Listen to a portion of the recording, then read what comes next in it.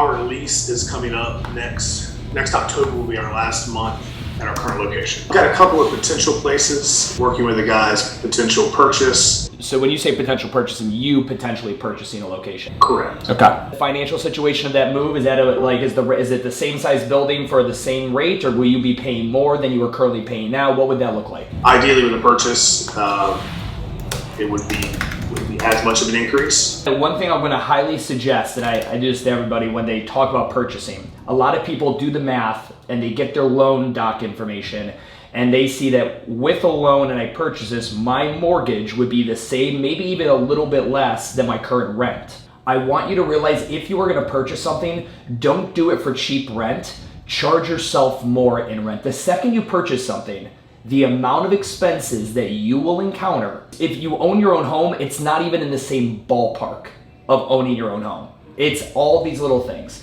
So for example, my mortgage on this building that I purchased is $6,400 and I charge myself $10,000 a month in rent. Two reasons. Number one, I want a surplus of cash in my real estate company in case the recession hits and I want to go buy some other shit. Number two, I could not lease another building in Charlotte, North Carolina for $6,400 that's this size. There's no way. I would tell you too to play with real-time economics. Like when you get a good deal, when you get a mortgage or whatever, don't get comfortable with the fact that, oh, I've got this really cheap mortgage. I'm only gonna pay the bare minimum on the mortgage, whatever, I'll hand the building down to my kids, whatever it may be. I would tell you to play on the economic side where you have a surplus, you charge yourself an additional 20% maybe of your mortgage and you put it into a surplus back end, into your real estate company, because at some point the HVAC will take a shit, this will happen, that'll happen, you'll want to expand or do something cool. So just when you're thinking of your economic model, really don't think bare minimum what my mortgage is going to be, go above and beyond that. What the fuck though? What's up, fuckers? So recently I've been getting a lot of these kind of questions, whether I see them on some, CrossFit affiliate owners forum, or it comes in the form of a DM or some other like gym owner group that I'm a part of. And it comes through something like this. I want to put some cool words, phrases, quotes in my gym somewhere. I want some cool slogan on my shirts and on my hats. I want there to be something really cool and branded and trendy and something that's just going to be really neato for people to see when they come in and they would read it and say, man, these guys are witty and clever and on brand and just on trend and I just want to give them all my money. And I see that stuff and it makes me just want to You got knocked the fuck out! I am proud that I am one of the guys really pushing this idea of branding into the micro gym space. When there's a lot of guys that like to argue against me that, don't put too much effort into your branding, you need to focus on marketing. I'm trying to sit there and just say do both, but make sure you have the branding part figured the fuck out first before you go to the marketing. That's a whole nother conversation, a whole different vlog.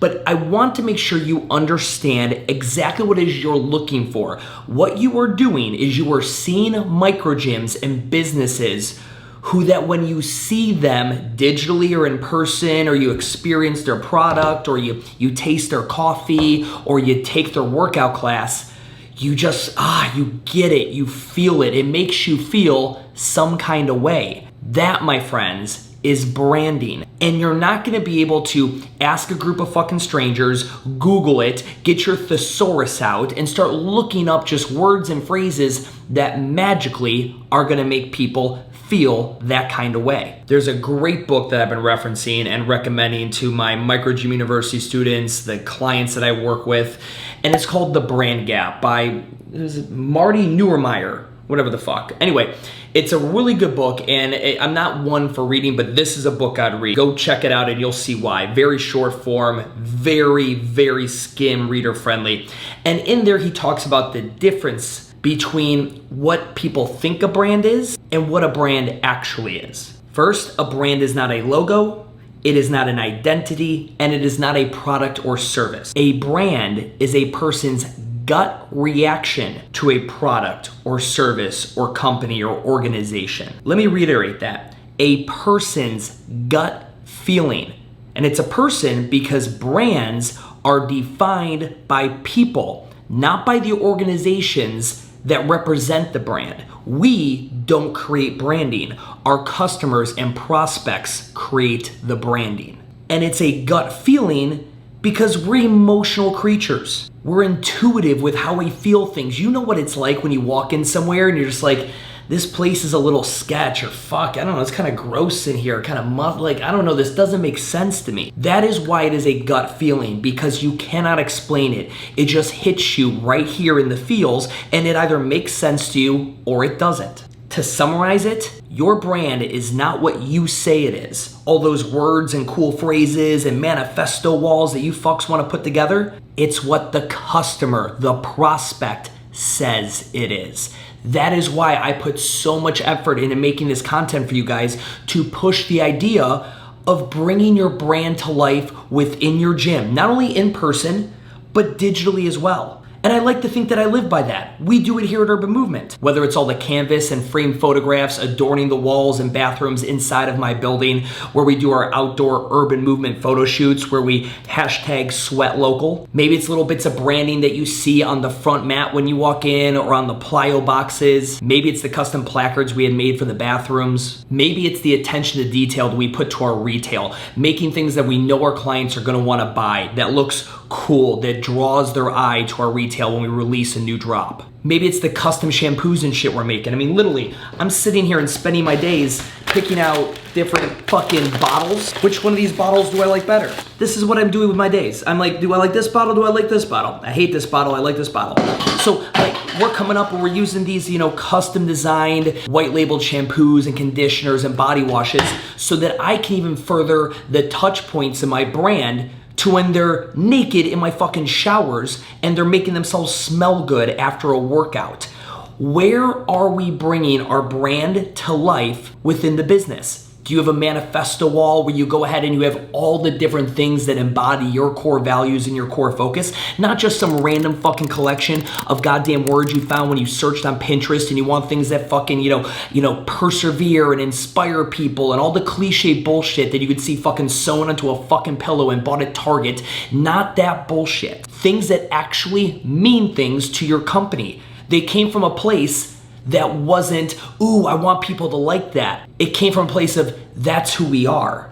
That is the shit, my friends, that people look at and are drawn to. That is the shit, my friends, that people see and they start to develop a gut feeling about who you are, which, as we know, is fucking branding. And for a lot of you guys, I know this is stuff you've already heard and you already believe and you know, yet are you still guilty of, again, searching for your branding on the internet instead of actually making it come out and become alive through things that actually exist here already, that actually exist in the soul of the business you've created?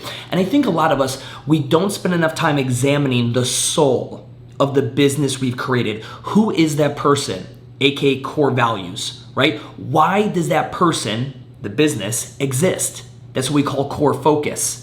And what is the one thing you're gonna do better than anybody? It's what we call the niche. And this is where, again, I'm doing the Self-Made Summit October 19th and 20th. We're talking about, developing a new brand or repositioning or evolving your current brand. Like, I'm doing everything in my power to talk about branding because I believe it's the one element nobody is spending enough time on now. Everyone is going for the quick fuck of 6-week challenge. How can I give you $1,000 and you give me 20 clients and all this bullshit that doesn't exist. It's a fugazi, it's a fugazi, it's a wazi, it's a woozy, it's a fucking fairy dust. It doesn't exist. Fugazi, it's a wazi, it's a woozy, it's a fairy dust. It doesn't exist. It's never landed. It is no matter. It's not on the elemental chart. It's not fucking real. Yeah, we're all thinking it's real and we're chasing it and we're talking shit on these 6-week challenge ads, but you fuckers know every time one of those testimonials of gym owner Johnny who spent $38 and got 1,000 leads by some fuckface who's never owned a gym, you stop and you read it. And I'm here to tell you that the winning players, because that's what I do. I spend my time talking with, interviewing, networking with the winning players. None of them are doing that. They're focusing on brand.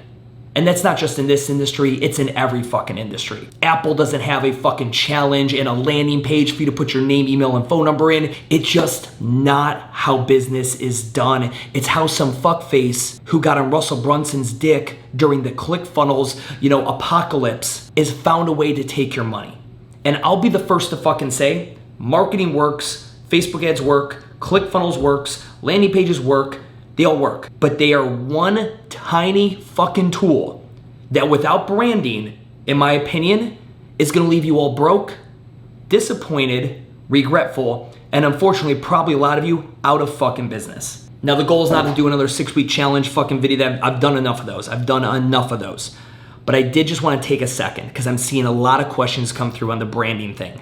Guys, if you're unsure as to what to do with the brand and what I'm talking about, how to make your shit come to life, be at the Self Made Summit October 19th and fucking 20th, and we will show you the fucking way.